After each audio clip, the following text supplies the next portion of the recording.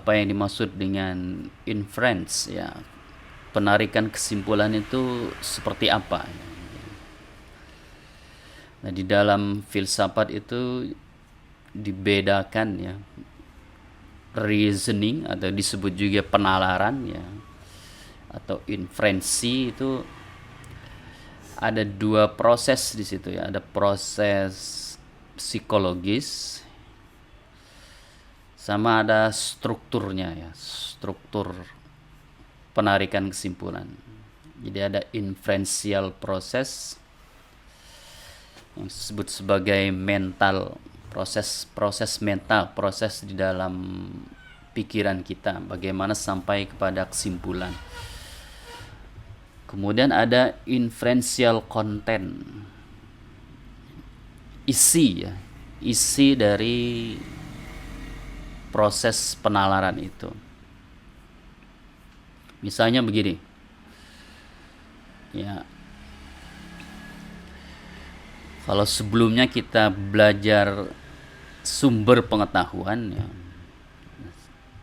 sekarang kita masuk ke apa yang kita ketahui itu kita susun di dalam bentuk pernyataan atau proposisi ya, gitu. Pernyataan. Nah, di dalam penelitian ya, itu apa yang kita observasi itu kita laporkan dalam bentuk bahasa. Jadi kita perlu bahasa, lalu kita susun di dalam statement atau pernyataan-pernyataan. Misal ya, kalau ada suara kita mendengar pintu diketuk, nah kita mendengar pintu diketuk. Nah itu kalau sebelumnya kita belajar itu kita tahunya dari mendengar. Jadi sumber pengetahuannya adalah indera pendengaran. Berarti itu pintu ya, pintu diketuk. Itu berarti pernyataannya empiris ya. Statementnya tuh empiris. Pintu diketuk. Yang jadi pertanyaan adalah, lalu kita menyimpulkan ada orang ya, ada orang mengetuk pintu ya. Nah, ada orang mengetuk pintu itu disebut kesimpulan ya. Kenapa disebut kesimpulan ya? Karena ya, ketukan pintu itu belum tentu diketuk oleh orang ya kan. Jadi bunyi di pintu itu belum tentu ketukan orang ya. Bisa jadi ayam sedang mematok pintu ya kan gitu. Bisa jadi kucing sedang ya menggaruk-garuk pintu. Tetapi kenapa kita menyimpulkan bahwa ada orang mengetuk pintu? Nah, berarti kan situ ada proses penalaran ya, reasoning namanya, inferensi ya, ada proses penarikan kesimpulan. Kita tidak mungkin lompat dari ada suara ketukan pintu lalu kita lompat menyimpulkan ada orang. Nah, berarti kan ada alasan selanjutnya ya, bahwa kita menyimpulkan tuh ada orang.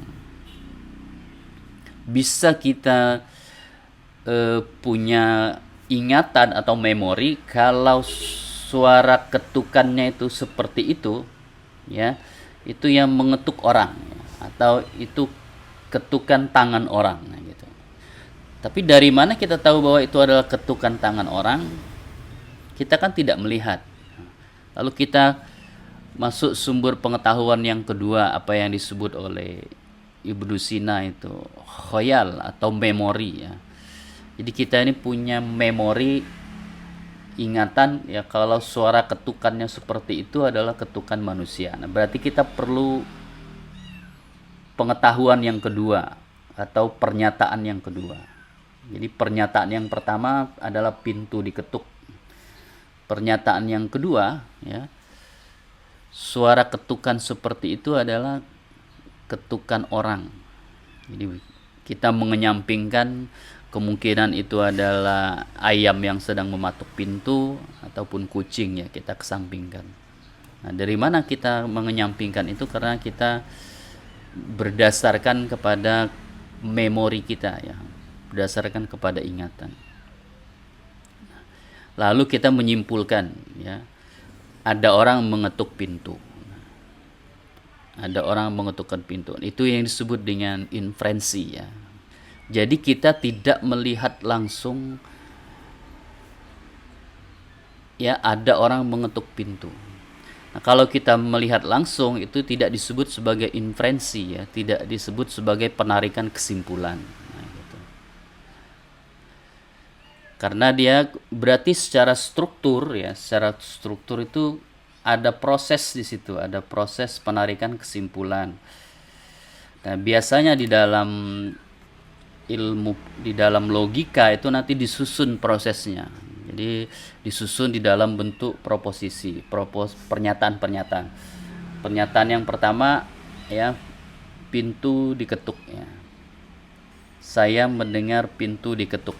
Jadi pernyataan pertama, pintu diketuk. Dari mana kita tahu? Dari langsung kita mendengar, ya. Pernyataan kedua, ya, suara ketukan seperti itu adalah ketukan orang, ya, atau ketukan manusia. Pernyataan yang kedua. Nah, baru kita bisa mengambil kesimpulan. Berarti yang mengetuk itu adalah orang. Jadi ada orang mengetuk pintu. Jadi konklusi bahwa ada orang mengetuk pintu itu berdasarkan dua premis sebelumnya. Jadi pernyataan sebelumnya itu adalah premis. Jadi, kalau dalam bahasa sehari-hari kita mengatakan, dari mana Anda tahu ada orang mengetuk pintu? Ya.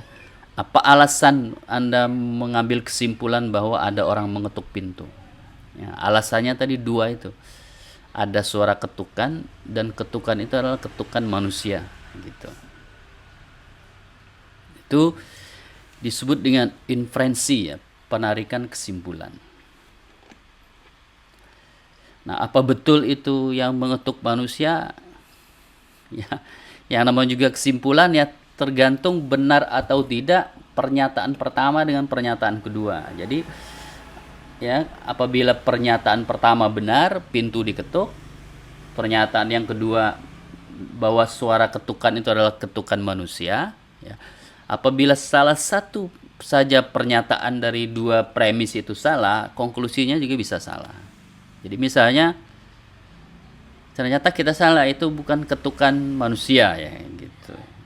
Jadi premis dia harus diperkuat oleh pernyataan yang kedua atau informasi yang kedua. Nah, apabila informasi yang kedua salah, maka konklusinya juga salah. Nah, gitu.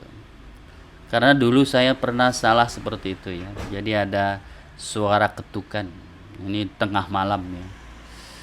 Di tengah hutan. Tengah hutan tuh kalau orang namanya di kebun, ya. Kalau kita bermalam di kebun tengah malam itu ada ketukan di pintu. Nah, gitu. Lalu kita menyimpulkan itu berarti ada orang ingin bertamu, ya kan, mengetuk. Itu kesimpulan kita sudah, ya. Kesimpulan kita.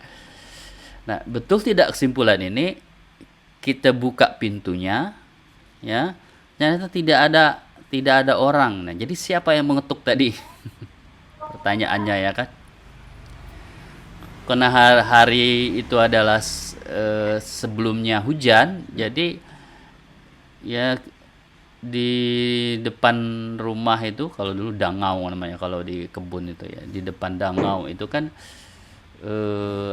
ada tanah, ya kan, ada tanah yang basah. Nah, gitu. Kalau ada tanah yang basah berarti kan mestinya jalannya itu ada bekas. Nah, kalau manusia yang mengetuk, mestinya kan ada bekas jejak kaki, ya. Bekas jejak kaki tidak ada. Nah, gitu. Oke lah.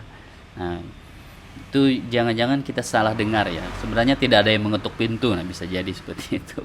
Jadi data pertamanya bisa juga salah, ya, data pertamanya. Nah, sehingga kita salah dalam menarik kesimpulan. Nah, itu yang disebut dengan inferensi itu. Jadi dalam kesimpulan itu ada